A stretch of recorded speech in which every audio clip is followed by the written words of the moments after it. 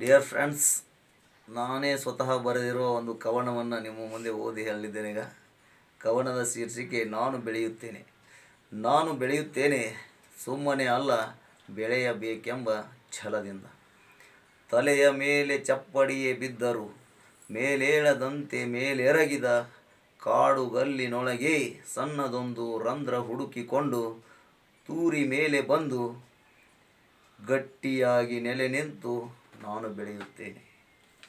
ಬಿರುಗಾಳಿ ಮಳೆಗೆ ಅಂಜದೆ, ಬರಗಾಲ ಬವಣೆಗೆ ಬಳಲದೆ, ದಾಹಕ್ಕೆ ಬಾಗದೆ, ಬಿಸಿಲಿಗೂ ಬಾಡದೆ, ಸದಾ ಕಂಗೊಳಿಸುತ್ತ ಗತ್ತಿನಿಂದ ನಾನು ಬೆಳೆಯುತ್ತೇನೆ. ದುಷ್ಟರ ದೃಷ್ಟಿ ನನ್ನ ಮೇಲೆ ಬಿದ್ದು ಯಾರೇ ನನ್ನ ತುಳಿದರು, ಎಸಳು ಕಿತ್ತು ಎಸೆದರು, ಚಂಡಿ ಹರಿದು ಹಾಕಿದರು, ನಡ ಮುರಿದು ಕಾಂಡ ಕತ್ತರಿಸಿದರು, ಬೇರು ಸಮೇತ ಕೀಳಲಾಗದ ಜಾಗದಲ್ಲಿ ನಾನಿರುವೆನೆಂಬ ಯಮಕಿನಿಂದ ಮತ್ತೆ ಬೆಳೆಯುತ್ತೇನೆ. ನೆರಳು ಕೊಡುವಷ್ಟು ದೊಡ್ಡದಾಗಿ ನಾ ಬೆಳೆಯದಿದ್ದರೂ, ನಿಸರ್ಗದತ್ತ ನನ್ನದೊಂದು ಪಾಲು ಪಡೆಯಲಾದರೂ, ಗುಡ್ಡಗಾಡಿನಲ್ಲೂ ಸರಿ ಸುಖಿ ನಾನು ಎಂಬ ಸಮಾಧಾನದಿಂದ ಬೆಳೆಯುತ್ತೇನೆ, ಬೆಳೆಯುತ್ತಲೇ ಇರುತ್ತೇನೆ.